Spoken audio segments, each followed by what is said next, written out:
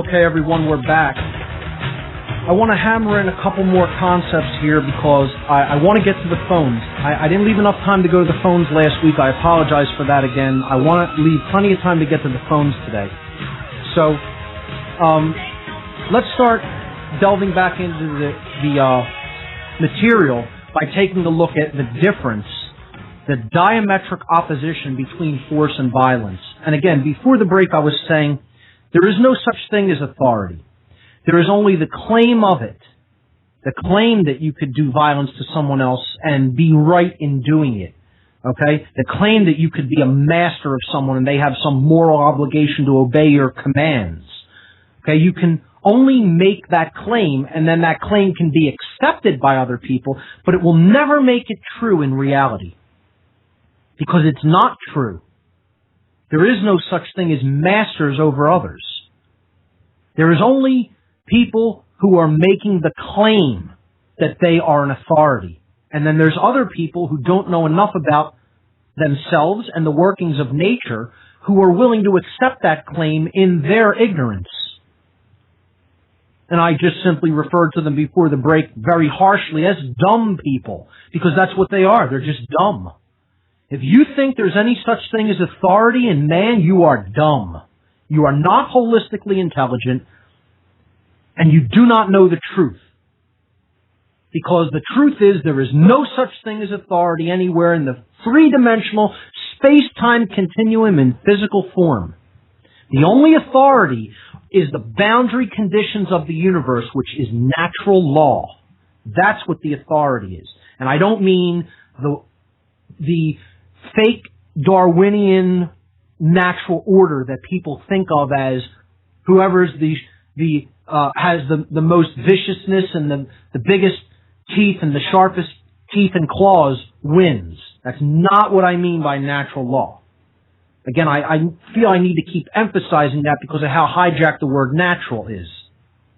We're talking about the spiritual laws that govern behavior in the universe. Cosmic spiritual law. Another word we need to start really taking back and understanding more deeply, just like natural, what natural really means, instead of this Darwinian notion, this twisted worldview based in moral relativism and social Darwinism, we really need to take back the word anarchy. Okay, because knowing that there is no such thing as authority, knowing that there is no such thing as masters over others, knowing that there is no such thing as rulership over other people, needs to be called what it is. The term voluntarist I don't like.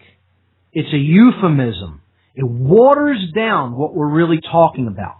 We need to take back the word anarchy and help people to understand what it means, not only in its etymology, but in its actual, real definition. Not the mind-controlled, connotative, illusory meaning that people have ascribed to it and accepted that it means. The word anarchy comes from two Greek roots. The first is a or an in Greek is the negation of or the absence of, meaning not present, absent, or just simply not being. Okay? That's a or an, the prefix a or an in Greek. So apathy, no feeling present. All right? Anarchy comes from an, not present, okay? Not there, absent. And then the second part comes from the Greek word archon. Archon in Greek means ruler or master. Okay? Someone who is a ruler over someone else. Or in other words, the owner of slaves. An owner of other people. A master of slaves. So when you put them together, you have the negation of masters over others. The absence of ownership of other people, the absence of rulers who own other people. However you want to put those words, those concepts together, that's what anarchy is. It means that there are no masters and slaves. Well, if you believe that there are masters and slaves, then you're not an anarchist. If you do not believe that there are masters and slaves, then by definition you are an anarchist, whether you know it or not. If you advocate for any amount of the right, the so-called right, to coerce other people, to coerce their will, to usurp their free will, and make them do what you want them to do, even if what they want to do is a right, then you are not an anarchist, you are an archonist. One who believes in masters over others. One who believes that certain people are masters with authority inherent in them, and other people, by definition, are slaves who somehow have the moral obligation to obey the whims of the master. And there's no other grades of that. People think, oh, there's variance and gradations of that in between. You're painting it as black and white, and there's all shades of gray in between. Wrong! Absolutely incorrect. There is no gradations. There are no shades of gray. There are either masters and slaves, or there is not. Get that through your head. Any amount of the advocation of the aggression principle, and I want to wrap the word principle in quotes because aggressing against others is no principle at all. It is not based in truth and it causes harm. The aggression ideology, let's call it. Forget aggression principle. There is the non-aggression principle, and then there is the aggression ideology that is based in violence, meaning the violation of someone else's rights. That's why it is called violence, violate. It comes from the word violate. To intrude upon, to go somewhere where you do not belong. You are thieving the inherent rights and security of others by engaging in violation, violence of their rights. So we need to take back the word anarchy and help people to understand it just means no masters and slaves. To say that you're an anarchist means you understand that you are not a slave. That's what being a true anarchist means. Not this twisted connotation that people have that you play a word association game with them and they think it means chaos. That's what the dominators, what the masters who want to maintain their slaves' mindset so that they'll continue to lay down to their commands and be their willing slaves, want people to think the word anarchy means, when it has absolutely nothing to do with chaos. As a matter of fact, chaos can only breed in archonistic conditions, meaning where there are masters. Then you have a condition of chaos. When there are masters and slaves, you have chaos. When there is freedom, you have order. Only when there is true freedom, meaning the absence of masters, a master-slave relationship. No masters, no rulers, that's what anarchy means, and nothing else. So, let's take a look at one's inherent right of the use of force versus something that is never a right, which is violence. Force is, by definition, the capacity to do work or cause physical change. Okay? It is energy, strength, or active power. Power that is being applied. We have the capacity to do work, and then we're applying it in the world through an act of force.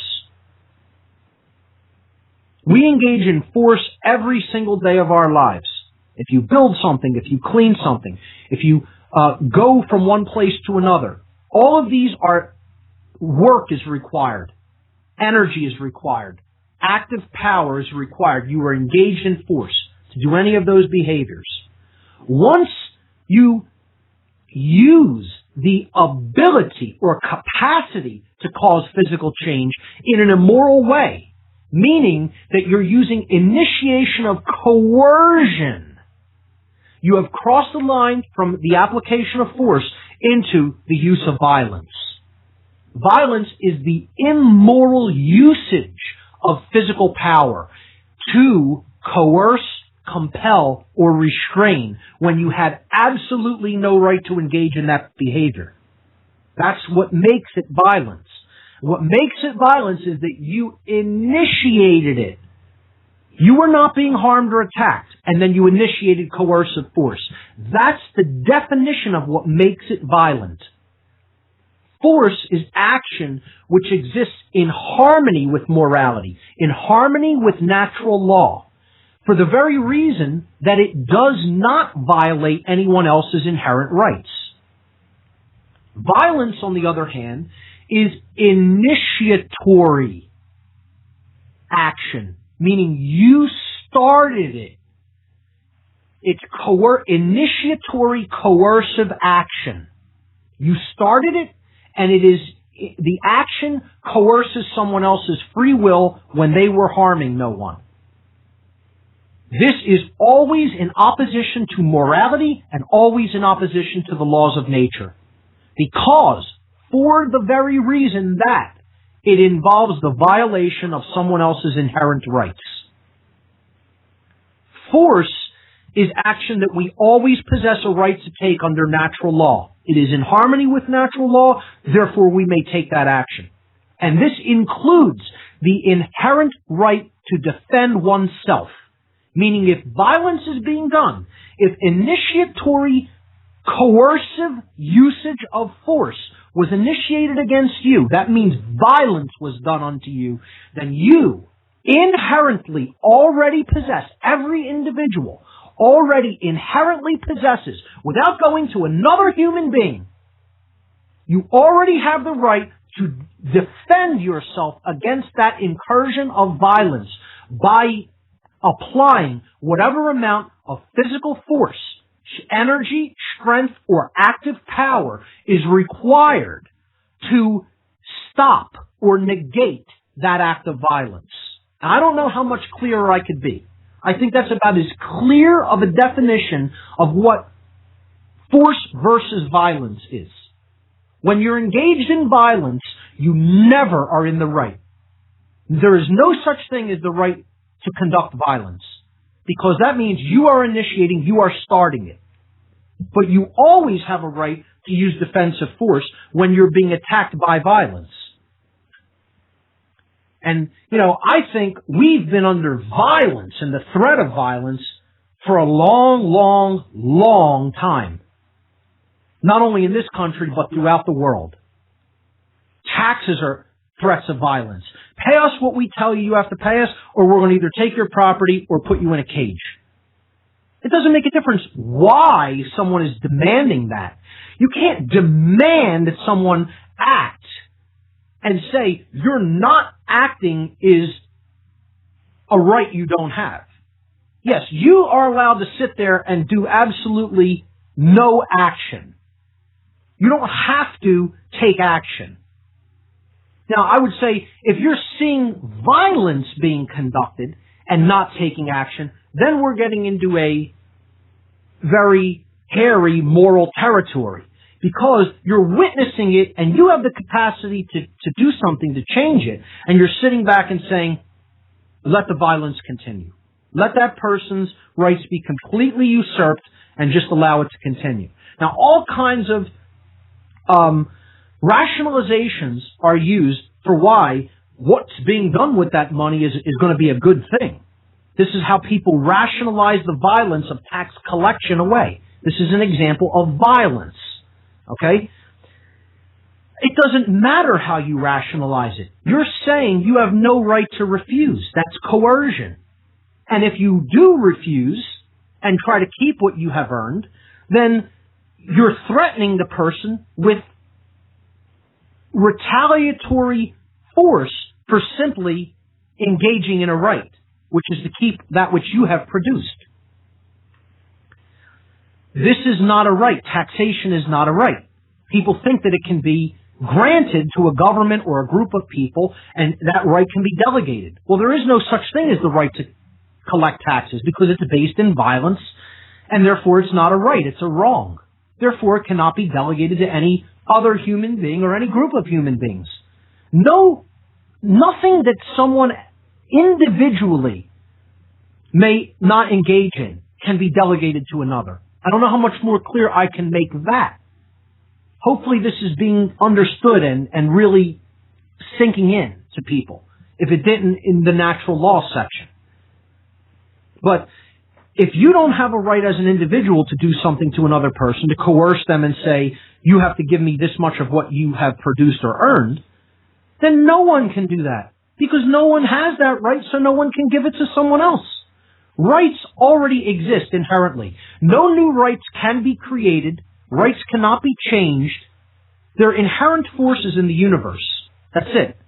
They're part of natural law, which are existing conditions that are binding and immutable. That's what rights are. And rights are actually based in what is a wrong. They're based in the apotheosis. Wrongdoing needs to be understood.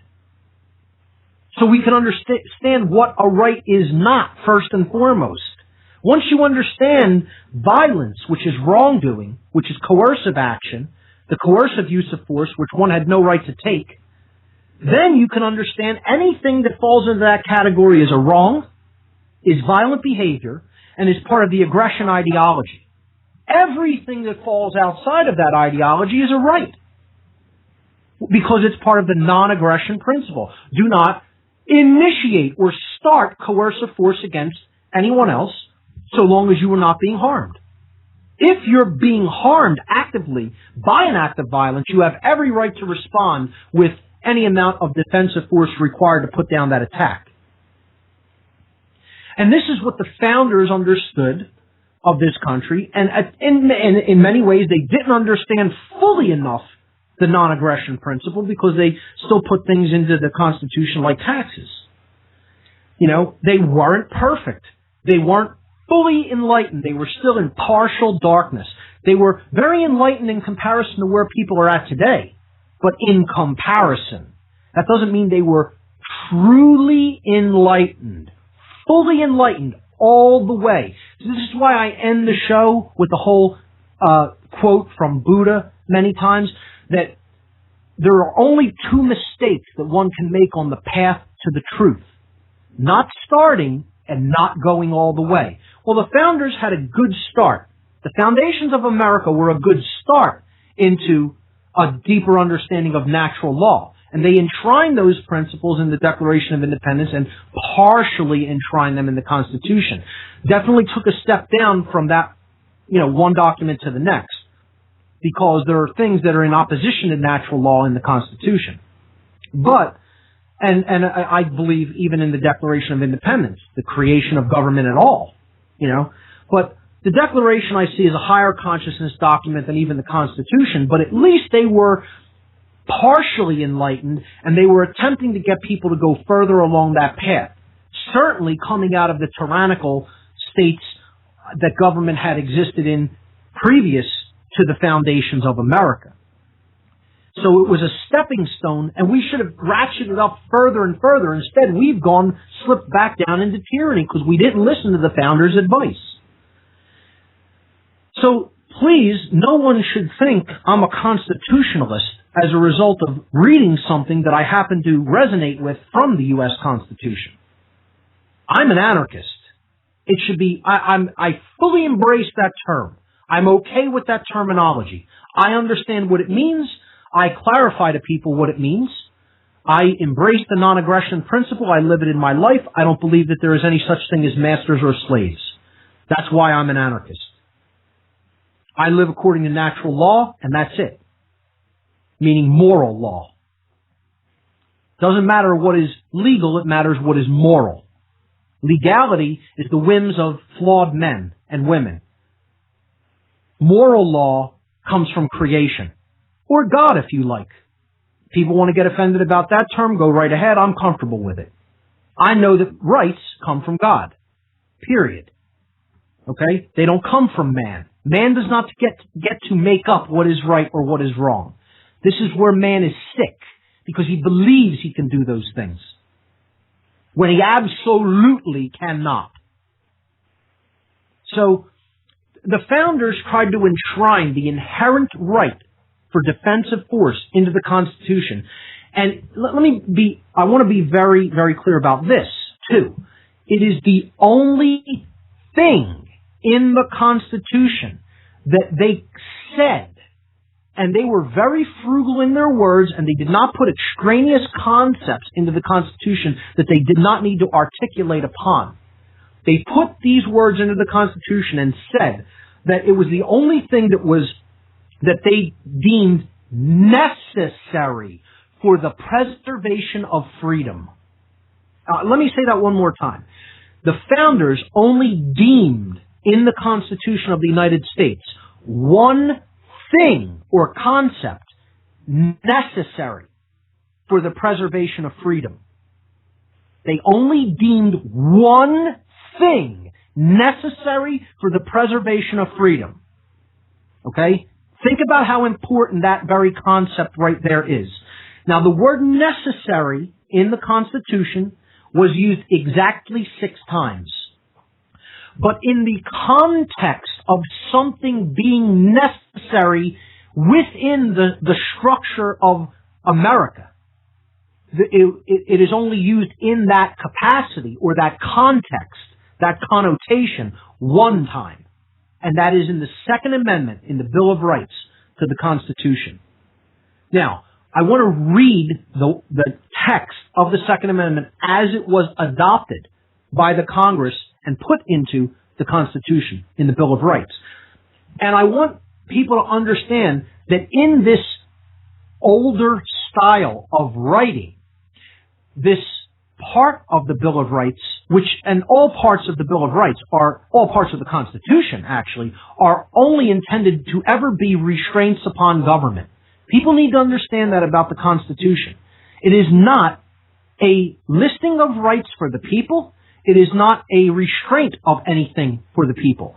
It is entirely a set of things that the people were going to allow the entity that they were creating, called the United States government, to do. And a much bigger set of restraints upon what the government could never do in anybody's life. So it is written very much so in the apophatic sense. The Bill of Rights is all about what the government may never do, because these are actions which ultimately take away, if done, would take away freedom from people. The First Amendment being the right to free speech, free religion, and free assembly, and free press. So the Second Amendment is about the right to inherently defend oneself against the incursions of violence. And here's what it says. And if we understand that this form of language is not really spoken today, we need to understand how it would be written if it were written today. Then it becomes very much less ambiguous as to what the intent and meaning of the Second Amendment was. And I'm deliberately bringing all this for... See, folks, you have to understand there's a method to my madness, so to speak. I'm putting these things together, okay? Psychopathy, a deep understanding of it and the characteristics, force versus violence, and an understanding of what the foundations of this country attempted to enshrine about the inherent right of defense. And there's a reason I'm doing it now. With all the things that are going on regarding false flag events, mass shootings, and then the justifications to try to take the ability of people to defend themselves, thus leaving them completely defenseless against tyrannical government. This needs to be understood now, not at some future point. We should already be at a level of understanding that someone like myself is at. And unfortunately, most people are not at that level of understanding.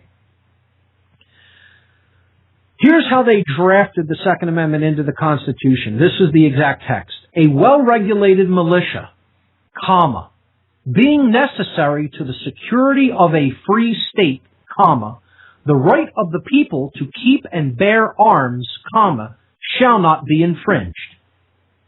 Now, I personally think it's very clear right there, and there's no ambiguity about it whatsoever. But because it is written in this older form of English, as far as sentence structure is concerned, the connotation is not as clear as it could be in modern English. So I've suggested that if we wrote this today, I'm not saying we need to rewrite it. I think it stands on its own as it is. But if we were to attempt to get a better understanding of what was actually meant by the people who wrote this, we could very simply rearrange a couple of words. And I'm going to add a word, and I'm going to change a form of a verb, and that's it. I'm going to add one word, and I'm going to change the form of one of the verbs. The verb to be in the second phrase within the sentence, being necessary. I'm going to say is necessary. I'm changing the form of the verb to be, from being to is. That's it. Okay, here's how we might write it in modern colloquial English, how we would speak today. Since a well-regulated militia is necessary to the security of a free state, the right of the people to keep and bear arms shall not be infringed. Now, the meaning is perfectly clear and unambiguous. Now, what did they mean by these terms? Since a well-regulated militia, capital M, militia, that's some grouping of people, isn't it? What is that entity? What is the militia? And they're saying it is necessary to the security of a free state of being. This capital S state doesn't just mean the state of Pennsylvania, the state of Rhode Island, the state of New York, the state of Delaware. That's not what we're talking about. The capital S state, just like the capital M militia and capital A arms, means the totality of something. Militia is not small m militia, one specific grouping of people in a specific isolated place. The word militia has a specific connotative meaning to it that is defined right in the sentence, later in the sentence, of who that group of people is. The word state is capitalized, meaning state of being, a state of life. So they're telling you that this well-regulated militia, capital M, is necessary to the preservation, the security of, the continuance of a free condition, a free state of existence.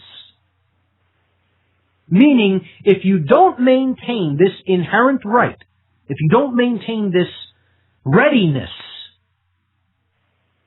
to engage force if it is required, you will not maintain the state of freedom that we fought to put in place, to secure. The right of the people to keep and bear, meaning possess and brandish. To possess and carry arms. That doesn't just mean projectile weapons. That means any defensive weapon, capital A arms. Anything that can be used to defend oneself shall not be infringed under no circumstances. Period. Period, period, period. At the end of the word infringed. Nothing after it. Full stop, end of sentence. Shall not be infringed. Not shall not be infringed if people abuse this inherent right and then start using violence with arms. No. Shall not be infringed, period. That's it. It's absolute. and this is what people don't grasp, especially fearful little children, fearful little punks who think they somehow have the right to disarm people from defending their physical body when someone is coming at them with violence. Imagine, there are people in the world that actually believe that bullshit. Okay? And let's just call it what it is out in the open. That's what it is. These are fearful little punk children.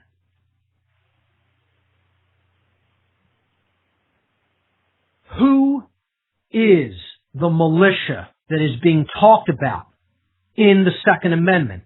It's not a particular group of people. It is the people.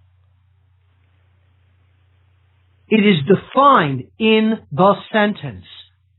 Since a well-regulated militia is necessary to securing freedom, to keeping us free, the right of the people to keep and bear arms shall not be infringed, because the people are the militia.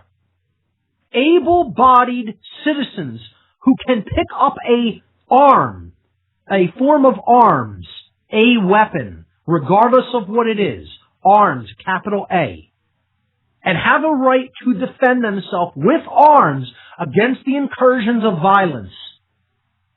You shall not infringe upon that right. The end. It is so cut and dried. It is so obvious. It is so unambiguous that you have to be a total ass to think that it is in some way ambiguous or to try to interpret it in a different way. Get as offended about that as you like. Say I'm harsh, I'm unyielding, I'm unapologetic, and you're absolutely damn right. So, I'm going to open up the phone lines now after having gone through that analysis of the Second Amendment to the Bill of Rights in the United States that was put forward for very specific reasons by people who were far more intelligent than the bulk of humanity is today, and understood what was required to keep freedom and defend it from tyranny. And the question is going to be, ladies and gentlemen, whoever wants to call in, the call-in number is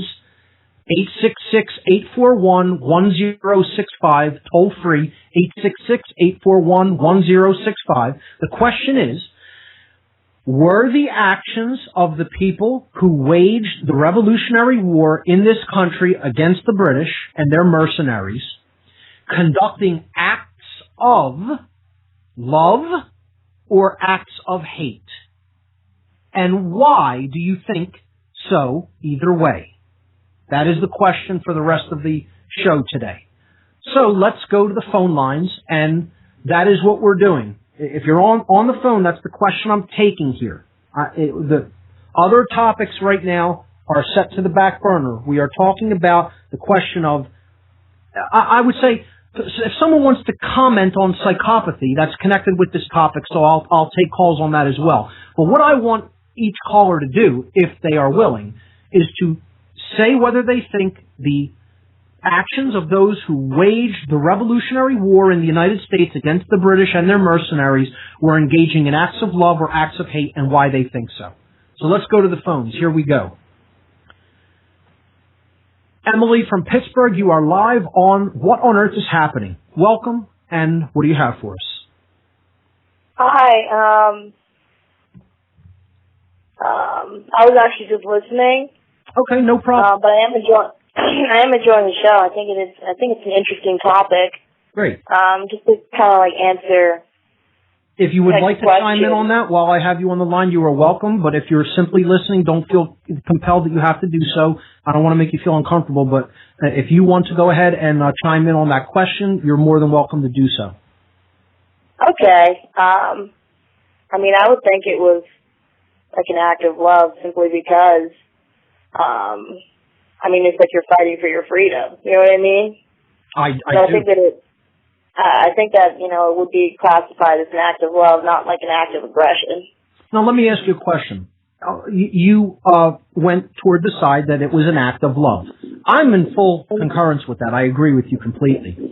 But let's look at what they had to do. They actually had to kill other people. They had to pick up arms and snuff out other people's lives in order to secure that freedom. Like, would you consider that hateful acts? Well, I'm just trying to play the devil's advocate here. I could give you my answer to that and why I think it's one way or another. But, I'm just interested in what some of the callers think about this. So, the British were coming over here to try to continue their reign over the people. They sent their mercenaries and their armies to collect whatever oppressive taxation to stop them from using colonial script, to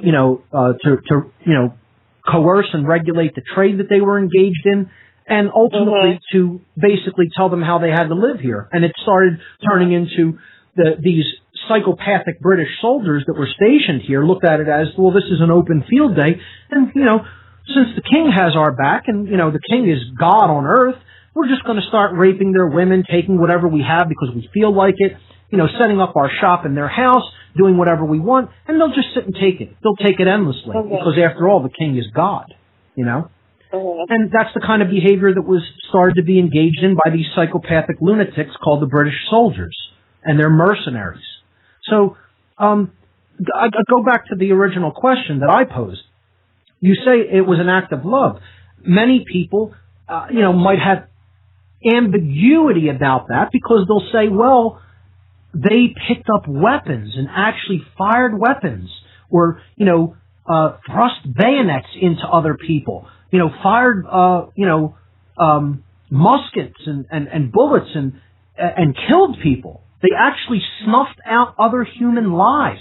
How could you say that that was an act of love? So how would you frame that? If your answer is that it is an act of love, it entailed some very brutal things that they felt needed to be done. So, comment on that. Well, I think that, in that entire situation, a lot of stuff was happening to lead up to, that confrontation. It wasn't just kind of some type of, flippant decision, made overnight or anything like that. It was, right. You kept being pushed and pushed and pushed and pushed and pushed until you have to decide, it's me or them. You know what I mean? And I think that anybody can, relate to, a situation where if you have been pushed that far and you have to make, tough decisions, it doesn't have to be, maybe violent decisions, but, you can connect that to, any type of difficult situation where you just cannot allow something to continue anymore. Yes. What I'm trying to get at is their action can only be based in love if it was based in right.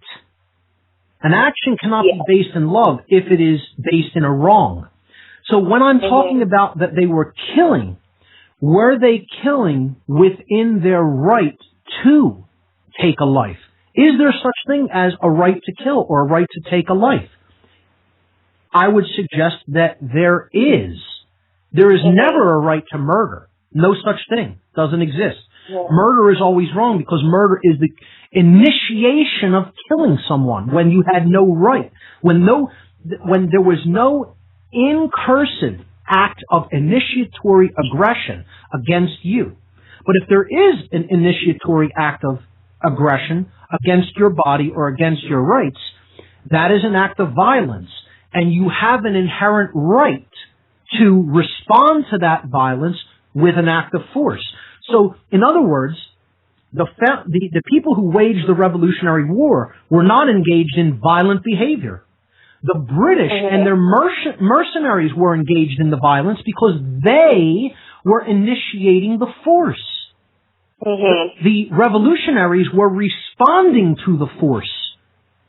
They were responding to the violence, with force. And that resulted in the taking of life because the aggressors would not discontinue their immoral behavior, which is an initiation of violence. They had no right. The British had no right to do what they were doing. They were in the wrong. There is a right and a wrong, and all that matters is who started it. Did we start the attack during the Revolutionary War? We did not. No. The British were here and refusing to leave people alone and exist in their rights. We responded to that with force. Now, you could say, what is America doing today? America is waging wars of aggression, preemptive aggression against nations that did not attack us. They are not over here waging aggression. Okay? And yet we're waging aggression over there. The roles are reversed. We are the modern day British Army and mercenaries waging war in other countries. Because ultimately you have to understand that that regime never fully went out of control. They infiltrated their way back in, and the British Empire still ultimately runs this country and the world, along with other institutions, psychopathic and occult institutions. But ultimately, what I'm trying to get at is, if the act is based in love, it has to be based in right, which means it could not have been an act of violence. It was an act of defensive force. So I thank you for your your take on that and your contribution to answering that question. And go ahead. If you have something else, go ahead. I did want to add that I do kind of disagree with, like, just kind of going back earlier, like in the show, with like the idea that psychopathy, like being a psychopath or whatever, is like intrinsic to people. I don't think that it's like a genetic thing. I think that people just use that so flippantly and without really understanding genetics or how that works. The vast majority of people who suffer from psychopathy are not primary psychopaths. We have to understand psychopathy is not one thing. It is two things. Right, that's true. Right. There is primary psychopathy and secondary psychopathy. What you're referring to as not being an inherent condition in a small, tiny portion that expresses that genetic disorder is called secondary psychopathy. The vast majority of people who suffer from psychopathy, you are absolutely correct. It is not genetic in its origin, it is not an inherent condition, and it can be changed with enough work. But there is also another kind of psychopath among us, the primary psychopath. So this is where the distinction comes in. And what I would suggest is you need not only to look into human genetics and the human genome, but you really need to look into the difference between primary and secondary psychopathy. I would suggest that there is such a thing as primary psychopathy, but it is an infinitely small number in comparison to the whole of the human population. Certainly much smaller, much smaller than the amount of the population that suffers from secondary psychopathy.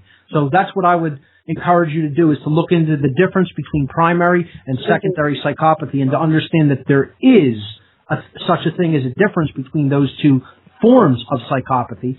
But as far as secondary psychopathy is concerned, I'm in complete agreement with you. It is curable. There is things that can be done to mitigate it or reverse it if enough will and effort is applied, not only by the person who's suffering from it, but by the community of people around him. Primary psychopathy, though, I cannot argue that. I cannot tell you that it is in any way fixable, curable, not at least with the technology that we have now. I do not believe that it is. Well, what I'm thinking is that I was actually thinking about like a study that was done that came out of Sweden probably like 25 years ago. It's like not a very well-known study or anything like that, but it did show something interesting in like human connections to different animal populations, and they found that human babies when they're born, they're like baby birds. They imprint on the first thing that they see. Like, so whenever they open their eyes right after they're born, that's what they relate to. And I think that just because we live in such medicalized society, just having like babies born in just this highly medicalized, non-feeling, non-human type of situation, I think that actually breeds that type of madness rather than... That kind of trauma can initiate it right at the situation of birth. Right. Yeah, it's very possible. You know, and I say at birth. You know, I don't mean it's a destroyed soul. Coming into incarnation from its very inception. You know, there are conditions. I talked about this briefly last week that possibly created in the womb, and possibly birth trauma. Possible birth trauma. But again, we're kind of splitting hairs by saying, well, it's conditions created at birth. Therefore, the person is like that from the time that they were born. Maybe, I'm open-minded to the possibility that maybe if we completely changed the environmental conditions that are actually giving form to the human being during the whole gestation period and birth, maybe we wouldn't have primary psychopathy. It's possible. It's possible. You know, I tend to look at it more that it is a genetic disorder that is inherent to the human genome. And there's reasons I have for looking at it more along those lines, which I'll get into on future shows. But but for now, I will say I'm open to the possibility of that what you're saying may be possible, that maybe it is also conditions prenatal in the womb or right at the time of birth. That's very possible. I'm not closed-minded to those possibilities. I happen to think that the answer to primary psychopathy lies elsewhere, but I'm not totally closed to looking at that potentiality as to why it exists, or at least exists in the prevalence that it does. So thanks for those comments. I'm going to thanks so much. Sorry? Yes. Oh yeah. I was just saying thanks, and I did enjoy the show. Absolutely. Thank you for the call. All right, I'm going to go to, and I'll leave you on the line since you're listening by phone. Okay. I'm going to go to another caller now. Let's move on to Ivan in Phoenix. You're live on What on Earth is Happening. Welcome. Hi, Mark. Can you hear me okay? Yes, I can. You sound good. Coming in loud and clear. Oh, okay. Well, I kind of already answered your question last week, and right in the middle of it, I guess you kind of changed my mind and woke me up that you're right. It is out of love. And the violence that comes of it, it's kind of, I would compare it to like if you're in your home with your family and some terrorist or somebody comes in with like a grenade, are you going to just stay in there and let it blow up and everybody get killed, or are you going to try and like force the guy out, of your home, and doing so you get blown up with them? So it's bloody and very disgusting and nobody wants to see it, but that was an act of love. Yeah, that was you're an act of love. Absolutely correct. See, it's all about defense. We're not talking about aggression. Aggression and defense are two different things. One implies that you are initiating the force. Therefore, it's violent behavior. That's what aggression is. Defense is retaliatory or responsive force that is used to counter violence. So, again, when people say you don't respond to violence with violence, that's a wrong way of looking at it. You're never going to respond to violence with violence. If violence is initiated, the response is in force, not in violence. This is what people have to understand. And I'm not just suggesting, a total ideology of vengeance, an eye for an eye, necessarily. I'm saying if someone is coming at you in the moment, attacking you, and aggressing against you with violence, you have every right to use whatever amount of defensive force is required to put down that act of aggression in the moment.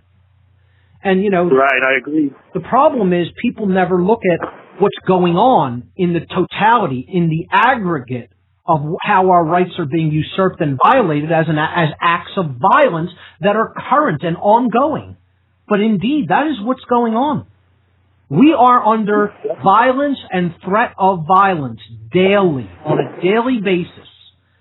Just the fact that something called a property tax exists is violence. That means you are existing in a constant level of the threat of violence. Because if you don't pay your tribute to the master who is claiming ownership of your land and house, then they can come and physically, with violence, they're saying, we have a right to put you out of your home and make you homeless. And people don't even conceive that this is what all property taxes are. This is what all taxation is. Another example, Ivan, let me give you this example, right? I ask people, would you categorize the sport of boxing as violent? Would you describe boxing as a violent sport? Yes or no?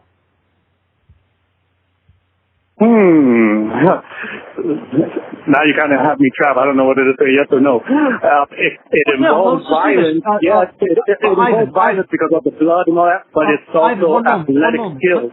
Let me jump in for one moment, okay, to clarify. I want you to just give your instinctive gut response. Like, don't overthink it at first. What would you ordinarily say to that question? Is boxing violent? Yes or no? Gut, right away. No. Okay. Why?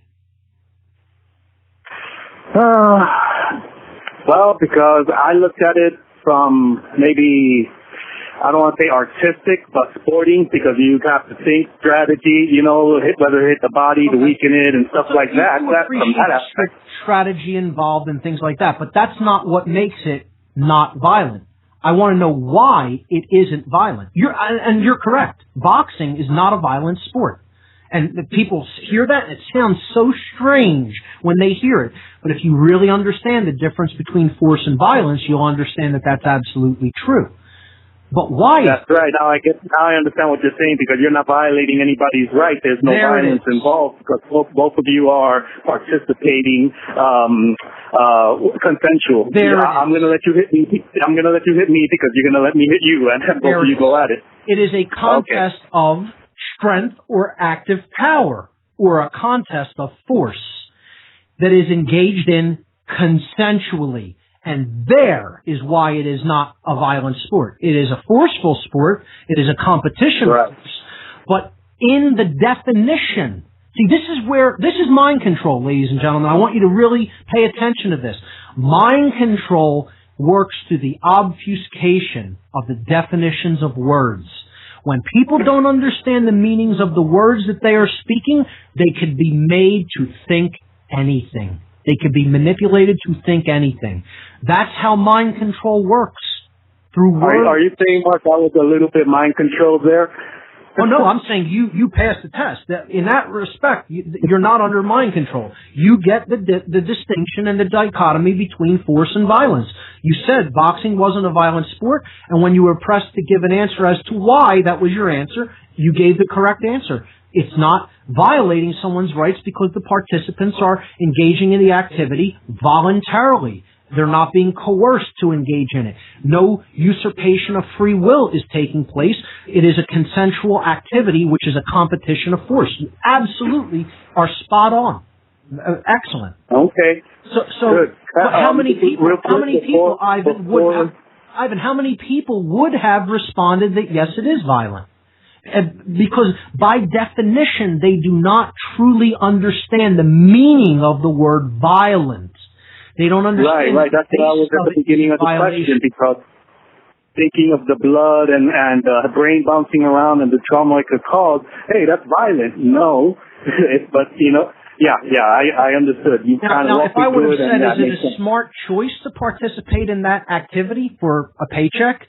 I would probably think it's not, because I understand the art form involved. I understand the training and the strategy involved in it, and I can have appreciation for those aspects of discipline that's involved in that. But to actually engage in combat when combat is not necessary, to me, is you are not having enough respect for the greatest gift that you have, which is that which exists within the temple of man, right in the human head, right behind the forehead, which is the human brain, which distinguishes us and makes us completely different than any other animal in the animal kingdom. And I have too much respect for that wonderful piece of God-given machinery than to engage in unnecessary displays of force for any reason. That would be an abuse of your brain. You're abusing it. It could be construed as self-abuse. Yeah, I would go so far as to say that's probably the case. But again, that's someone else's free will because it's their own body. So I can't tell them not to engage in that behavior, but I wouldn't think it's one of the smartest decisions to make. It's not one of the most intelligent decisions to make. Right. Touching on the psychopathy, real quick, this is probably going to take you to the end of the show. I had quite a few different ideas real quick and observations. Real quickly, let me put them out here real quick. While you were talking last show and this show, and why the secondary psychopaths exist, I think this is like a cyclical self-preservation kind of thing. And I say that because coming from the background that you come from, I've seen a few videos with Zina LeVay and Nicholas Streck. Well, there's a classic example of the psychopath. I mean, Nicholas Streck, it doesn't get any more obvious that you're looking into the eyes of a psychopath. Ladies and gentlemen, Ivan, just let me briefly tell the people. If you want to look into the eyes of a psychopath directly, just type this name into Google or into YouTube. Nicholas Streck. Nicholas Streck. I believe he spells his last name S-C-H-R-E-K or S-H-R-E-K. Nicholas Streck. He was involved in the Church of Satan, and then he and Zina LeVay, the daughter of Anton LeVay, decided that the Church of Satan was not even hardcore enough for them, and they got involved with Michael Aquino and the Temple of Set. There are interviews, and it's absolutely enlightening to watch and listen to these interviews, and watch Nicholas Streck's eyes, watch his responses, his overall way that he carries himself, and what he thinks, what his ideology is. And this is what the globalist occultists, the psychopathic globalist occultists, are all about. They have the same worldview and mindset. Ivan, thanks so much for bringing that up. If you call in next week, I'll bring you on to talk about that a little bit more. That's all the time we have for this week, folks. Thanks so much for listening. Remember, there are only two mistakes one can make on the path to truth. Not starting and not going all the way. We'll see you right here on What on Earth is Happening next week. Until then, everyone, take care.